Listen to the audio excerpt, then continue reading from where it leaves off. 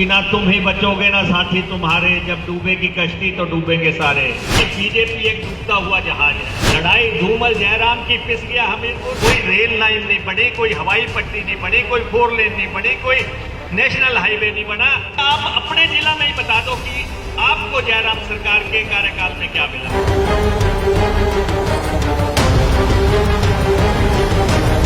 हिमाचल प्रदेश में सत्ता का परिवर्तन होने जा रहा है, सत्ता बदलने जा रही है, सत्ता आपके हाथ में आने जा रही है और जो सत्ता के आज के मालिक हैं वो बाहर जाने वाले हैं। जब हम बोलते हैं कि ना तुम ही बचोगे ना साथी तुम्हारे, जब डूबेगी कश्ती तो डूबेंगे सारे, तो मुख्यमंत्री जी बहुत गुस्सा करते हैं। ये समय ऐसा है, गुस्सा आ जाता है। जब जाने की बारी आती है, वैसे तो मुख्यमंत्री जी खुद ही गाना गाते हैं, आपने सुना होगा, बाबुल की दुआएं लेते जा, जा तुझे सुखी संसार मिले। वो खुद ही गा रहे हैं, लेकिन जब हम कुछ बोल देते हैं तो वो गुस्सा कर रहे हैं। हम क्यों कह रहे हैं कि बीजेपी एक डूबता हुआ जहाज है? आप इतने लोग यहां बैठे हैं, आप बताओ कि हम क्यों कह रहे हैं कि बीजेपी डूबता हुआ जहाज है? वो हम इसलिए कह रहे हैं, जब प्रदेश सरकार में बैठे हुए ऑफिसर, जो शीर्ष कुर्सियों पे अफसर बैठे हुए हैं, मैंने पूछा, हाँ भाई राजेंद्र राणा की क्या स्थिति है? कह रही टॉप गियर में है, जीत रहे हैं जी, पूरी तरह जीत रहे हैं। हमने कहा सुक्खू जी की क्या स्थिति है? कहते हैं बिल्कुल जीत रहे हैं, फर्स्ट क्लास स्थिति है। हमने कहा लखनपाल जी की क्या स्थिति है? कहते वो भी जीत रहे हैं। भाई हमारे तो तीनों जीत रहे हैं, तो 5 करके छोड़ेंगे। देखना अभी 90 दिन के बाद हमारे 5 होंगे, 5 जो है हमीरपुर से हमें होंगे।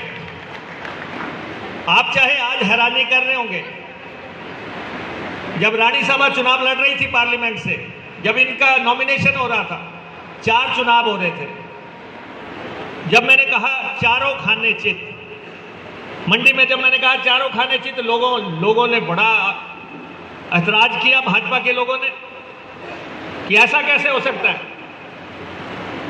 और वैसे ही हुआ, हमारे चारों जीते। हमने मंडी भी फतह की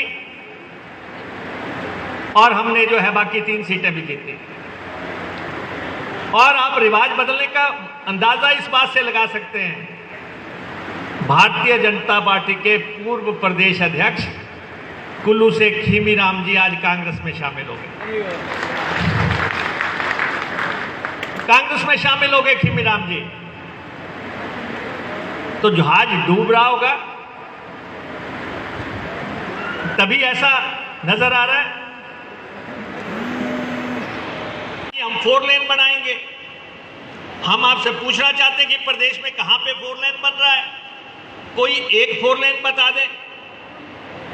आपने कहा था कि 4 गुना मुआवजा देंगे हम जमीन का,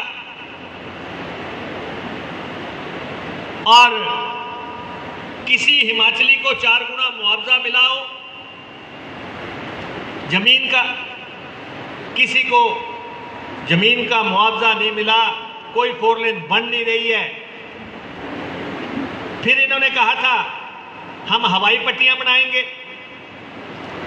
आप गग्गल की हवाई पट्टी देख लो अगर बन रही हो, आप शिमला की हवाई पट्टी देख लो जाके, आप भुंतर की हवाई पट्टी देख लो, कोई हवाई पट्टी बन रही हो। हाँ, कल कहते हैं बुर्जियां लग रही हैं मंडी में। फिर इन्होंने कहा था रेल लाइन बनाएंगे। चलो ज्यादा दूर क्यों जाना, कहते थे कि हमीरपुर से ऊना को रेल लाइन बनाएंगे।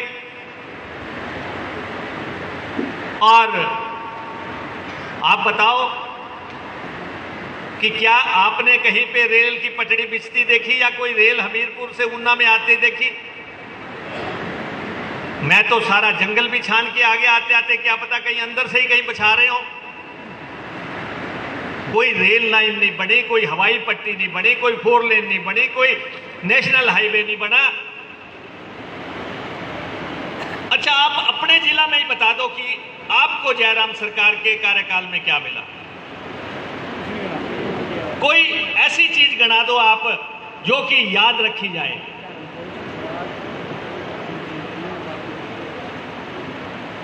लड़ाई धूमल जयराम की पिस गया हमीरपुर, दोनों की लड़ाई में। और कुल मिला के आप चारों तरफ देख लो, किसी भी हमीरपुर की बात नहीं है। कांगड़ा में बता दें क्या हुआ कि कांगड़ा में 15 सीटें हैं, वहीं से बता दें किसी जगह कोई काम हुआ हो, और फिर कह रहे हैं कि रिवाज बदलेगा।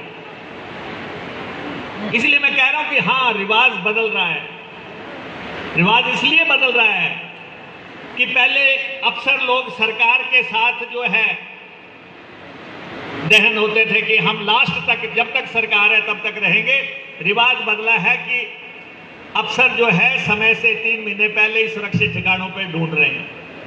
तो जो आपके पंप ऑपरेटर हैं उनको पंप वीर बना देंगे, बेलदार को ये बेल वीर बना देंगे, शिक्षकों को ये शिक्षक वीर बना देंगे, ये आपके फॉरेस्ट गार्ड को वन वीर बना देंगे।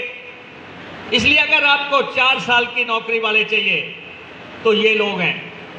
अगर आपको चाहिए कि पक्की नौकरी 52 साल की नौकरी, तो सिर्फ कांग्रेस पार्टी।